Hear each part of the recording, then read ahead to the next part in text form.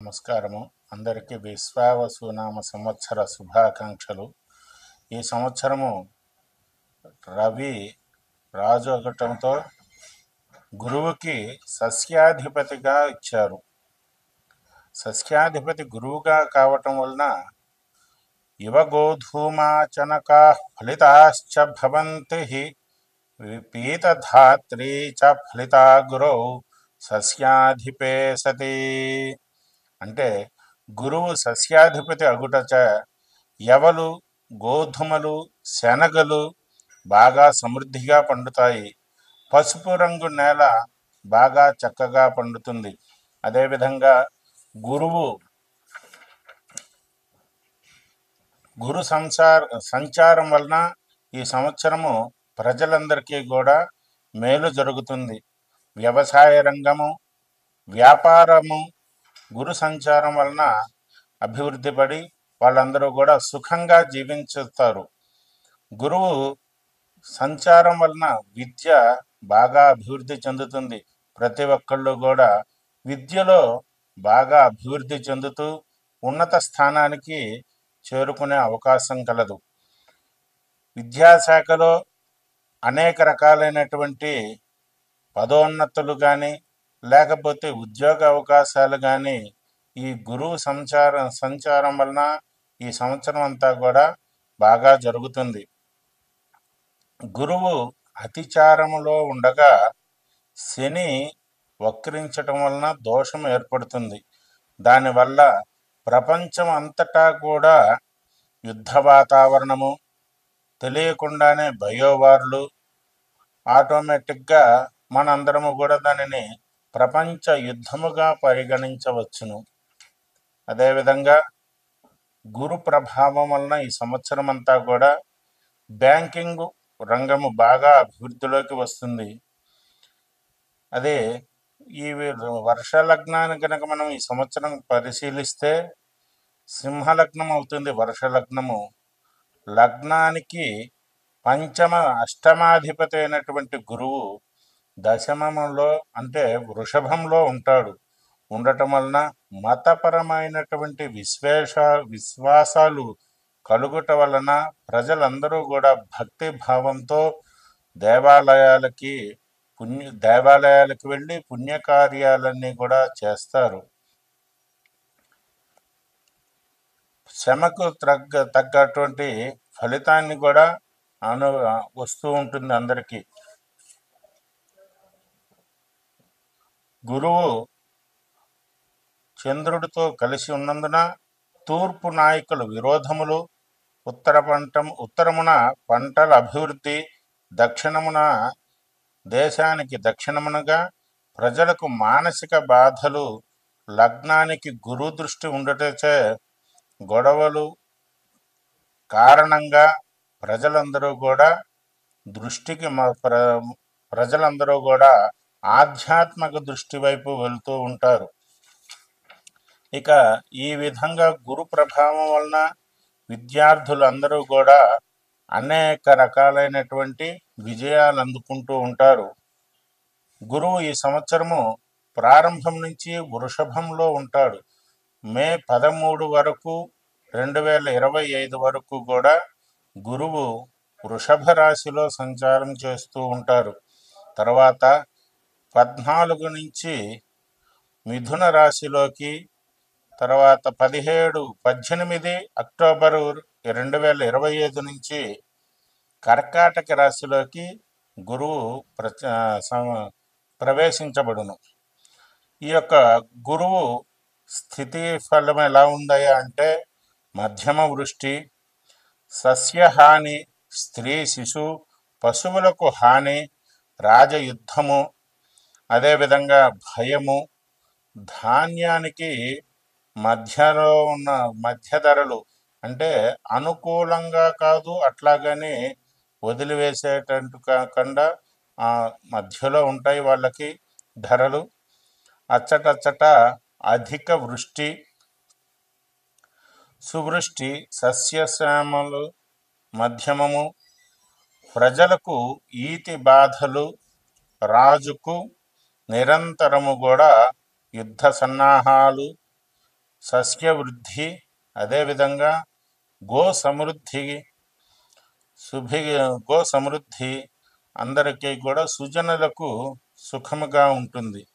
గురువు ఈ సంవత్సరము వక్రించటం వలన గురువు వక్ర ఫలితము సుభిక్షము, అధిక వస్త్రోత్పత్తి, ఎక్కువగా వస్త్రాలను ఉత్పత్తి చేయట ఉంచుతారు. ప్రజాజీవనము సాధారణంగా ఉంటుంది.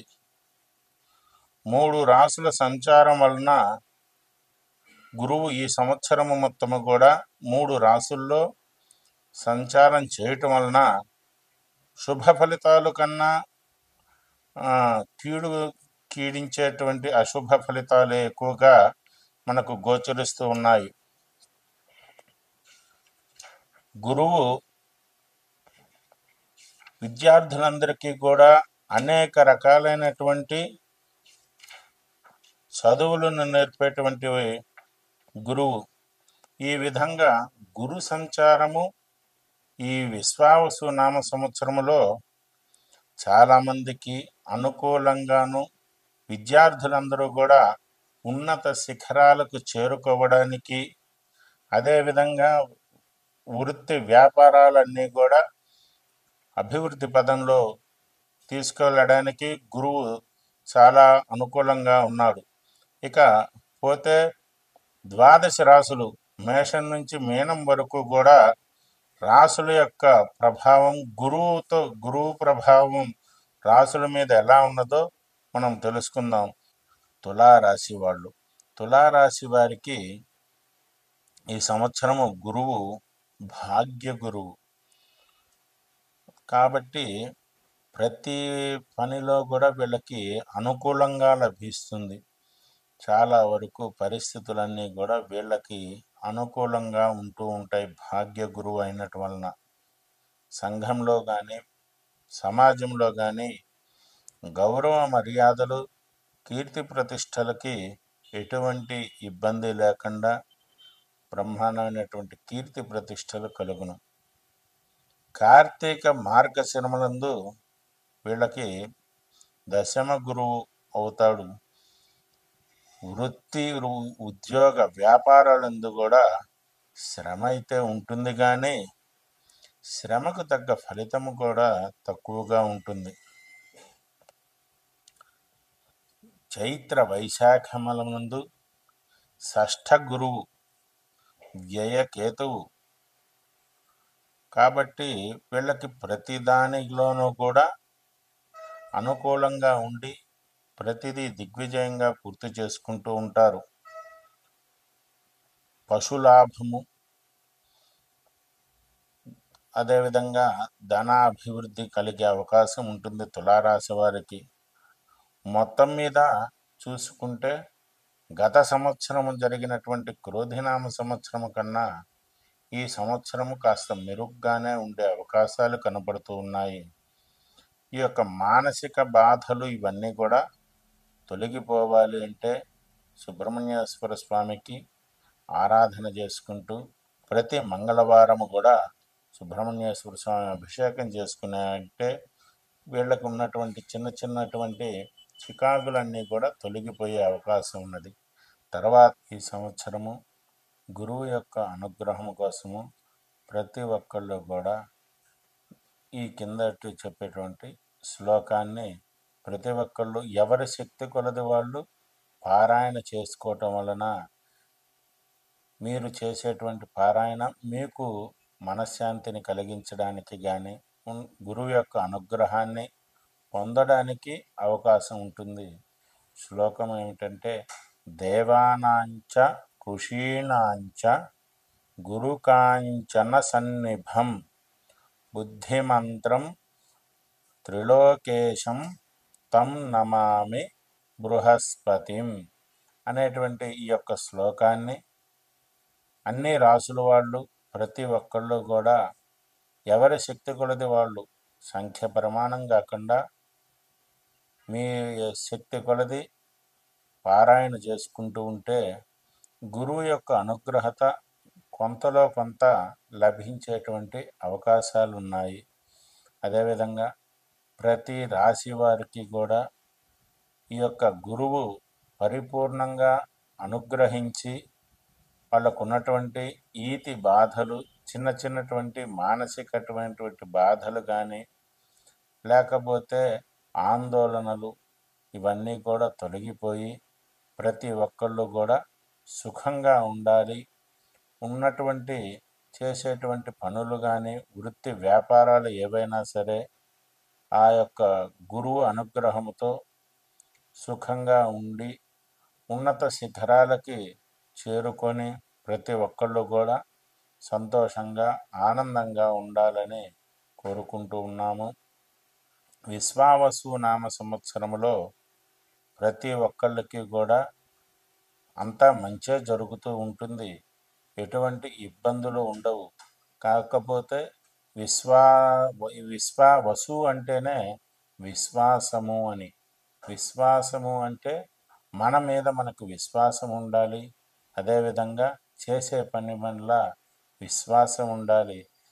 ఈ యొక్క చిన్న ఇబ్బందులు కానీ, లేకపోతే బాధలు కానీ కూడా తొలగిపోయి సుఖంగా ఉండాలి అంటే గురువు యొక్క అనుగ్రహం ప్రతి ఒక్కళ్ళకి కూడా కావాలి.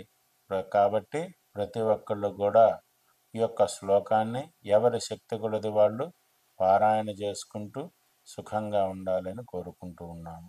ఈ సంవత్సరము గురువు ప్రారంభంలో వృషభంలో ఉంటాడు. అంటే ఉగాది నుంచి మార్చి 30 నుంచి వృషభంలో గురువు సంచరిస్తూ మే 13 వరకు కూడా వృషభ రాశిలోనే సంచరిస్తూ ఉంటారు. తదుపరి మే 14 నుంచి మిథున రాశిలోకి గురువు యొక్క సంచారం మొదలవుతూ ఉంటుంది. మే 14 నుంచి 17 అక్టోబర్ 17 వరకు కూడా గురువు కర్కాటక రాశిలో సంచారం చేస్తూ ఉంటాడు. అక్టోబర్ 18 నుంచి సంవత్సరాంతం వరకు కూడా గురువు కర్కాటక రాశిలో ప్రయాణం చేస్తూ ఉంటాడు. ఈ సంవత్సరం మొత్తం కూడా గురువు 3 రాశుల్లో సంచారం చేస్తూ ఉంటాడు. వృషభము, మిథునము, కర్కాటక రాశుల్లో ఈ సంవత్సరం గురువు సంచారం చేస్తూ ఉంటాడు. కాబట్టి గురువు యొక్క అనుగ్రహము కోసము కొన్ని రాశి వాళ్ళకి గురువు అనుకూలంగా ఉంటారు. అదేవిధంగా వ్యయస్థానంలో ఉన్నటువంటి గురువుకి కొంతమందికి బాధలు పెరుగుతూ ఉంటాయి. వ్యయస్థానంలో అంటే గురువు వృషభంలో ఉంటే మేషరాశి వారికి ఈ యొక్క వ్యయ బాధలు కానీ, అదేవిధంగా మీనరాశిలో ఉంటే వ్యయ బాధలు, ఇట్లా అనేక రకాలైనటువంటి బాధలు వస్తూ ఉంటాయి. కాబట్టి వ్యయస్థానంలో ఉన్నటువంటి గురువుకి పరిహారంగా ఎవరి శక్తి కొలది వాళ్ళు దాన ధర్మాలు చేసుకుంటూ ప్రతి నిత్యము కూడా నిత్య దేవతారాధన, ఇంట్లో ఉన్నటువంటి దేవుళ్ళని పూజించుకుంటూ సుఖంగా ఉండవలసిందిగా కోరుచూ ఉన్నాము. అదేవిధంగా కొన్ని రాసుల్లో గురువు సంచారం వలన కొన్ని రాసుల వాళ్ళకి ఇబ్బందులు కలగవచ్చును. లేదంటే కొన్ని నక్షత్రాల వాళ్ళకి గురువు అనుకూలంగా లేకపోవటం వలన వాళ్ళు అనేక రకాలైనటువంటి మానసిక ఇబ్బందులు పడుతూ అనేక రకాలైనటువంటి క్షోభను అనుభవిస్తూ ఉంటారు.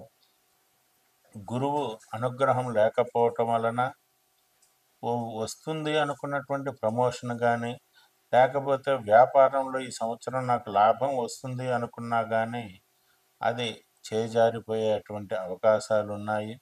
దగ్గరగా వచ్చి పూర్తిగా మనదే అనుకునే సమయంలో గురువు అనుగ్రహం లేకపోవటం వలన అది చేజారిపోయేటువంటి అవకాశం ఉన్నది. కాబట్టి ప్రతి ఒక్కళ్ళు కూడా గురువుకి నమస్కారం చేసుకొని ఆ యొక్క గురువుని గురుగ్రహం యొక్క అనుగ్రహం పొంది సుఖంగా ఉండాలని మనస్ఫూర్తిగా కోరుకుంటూ ఉన్నాము.